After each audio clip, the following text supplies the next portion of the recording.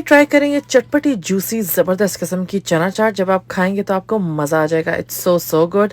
चने लिए हैं, पोटैटोज़ लिए हैं, अनियन, टमाटोज़, फ्रेश धनिया, चिलीज़ और लेमन जूस डाला है। साथ में जाएंगे कुछ बेसिक सी स्पाइसेस। फिर हमने इस मिक्सचर को मैश करना है। हमने इसको चंकी रखना है, लेकिन ये मैश इसलिए करेंगे ताकि आलू और चने जो है वो यकजान हो जाएं।